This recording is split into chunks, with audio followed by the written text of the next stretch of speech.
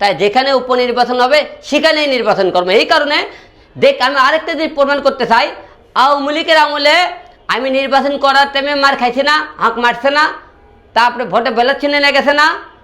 তাহলে বিএনপির আমলে সুষ্ঠু নির্বাচন বলে হয়, যার সুষ্ঠু নির্বাচন উপনির্বাচন করে দুই এক জায়গায় দেখিত, এই সুষ্ঠু নির্বাচন আমাকে মারধর করে কিনা, আমার ব্যালট ছিনে নেয় কিনা, আমাকে কোনো জায়গায় ভালো জায়গায় যাওয়ার সুযোগ করে দেয় কিনা, ভোট 100 পাবো তো সেটা বড় কথা নয়, ভোটের মাঠে আমাকে কেউ মনে করে আমার গায়ে হাত তুলে কি কিনা, সুষ্ঠু নির্বাচন করে হয় কিনা, কেউ নির্যাতন করে কিনা, এটা আপনাকে সামনে আবারও তুলে ধরার চেষ্টা করব। আমি আসলে নির্বাচন করার কোনো ইচ্ছে ছিল না, মনে করছিলাম রাজনীতি থেকে চলে যাবো, নির্বাচন করব না।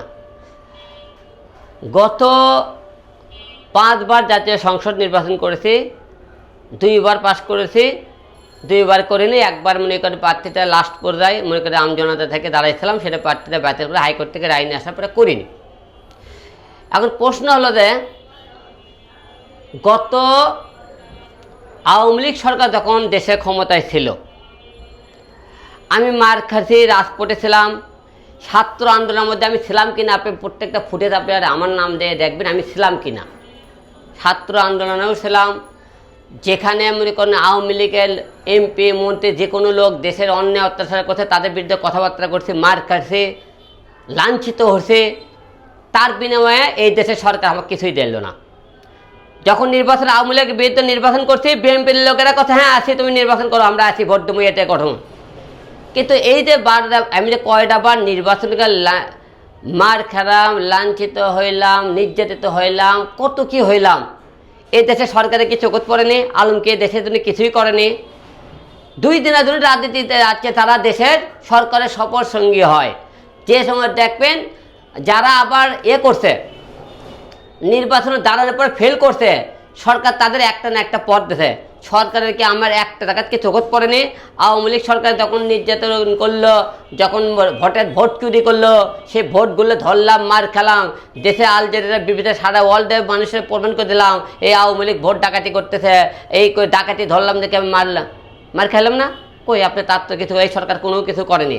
তাই যেখানেই মনে করেন উপনির্বাচন হবে সেখানেই নির্বাচন করবো, কারণ নিজের জিনিস নিজে ছিনিয়ে আনতে হবে। কারণ কোনো কিছু তারা দেয় না, কারণ দিলে এই দেশে তো অনেক কিছু কয়, বাংলাদেশের হিরো কী করছে বা আমি কিছুই করিনি। যেখানে কোনো আন্দোলন হয়েছে, যেখানে অন্যায় হচ্ছে সেখানে লুরুক হয়ে দাঁড়াইছে, বন্যা দুর্যোগ হলে মানুষের পাশে টান লেগে গেছে, মানুষের পাশে দাঁড়াইছে। এই দেশে মানুষের কিছুই করি, তাহলে মানুষ আমাকে মারে কেন? মানুষ আমাকে মনে করে হামলা করে কেন? মানুষ আমাকে থেকে ভয় করে কেন? মানুষের পিছনে দাঁড়ায় কেন? তা বাংলাদেশে হিরো কিছুই নাই, তাই হিরো মুখলে মানুষের এত মাথা ব্যথা কেন? উপনির্বাচনের সুযোগ থাকলে দাঁড়াবো কি কারণে? কারণ তারা আমাকে তোমাকে নির্বাচন জয়ী হওয়ার পরেও তারা সুযোগ দিতেছে না। তাহলে কয়বার মানুষ দেখে যে আমি ভোট করতে করতে কয়বার আপনি তারা আমাকে ছিনিয়ে নিতে পারে? হারলেও হার জিত থাকবে, হয়তো তাদের মধ্যে টাকার জোর থাকবে না, ক্ষমতার জোর থাকবে না, কিন্তু মানুষ যে সুষ্ঠু নির্বাচন হয়, আমাকে যদি কেউ ভালোবাসে তাহলে সুষ্ঠু নির্বাচন হলে অবশ্যই ভোট দিবে জনগণ। আমি সে মানুষকে প্রমাণ করে দেবো। হিরো আলমকে যে মানুষ বলে হিরো আলম কেউ ভোটই দিবে না, সে মানেই না, সে ভোট করে নিজের ভোট ছাড়া অন্য কোনো ভোট পায় কিনা। ঠিক আছে, আমি প্রত্যেকটা এলাকায় ভোট দাঁড়িয়ে দেখে দেবো যে হিরো আলমের জনপ্রিয়তা আছে কিনা, তারা নির্বাচন করার শুধু কোন মনে করেন, যখন মনে করেন আওয়ামী লীগের আমলে বিএনপিরা অন্য লোকেরা আলাদা করে ঘুম পাচ্ছে, আর আমরা বুকের বোতাম করে সামনে দিয়ে মানুষের মার খাইছি, কিন্তু আমরা কোনো ফল পাইনি।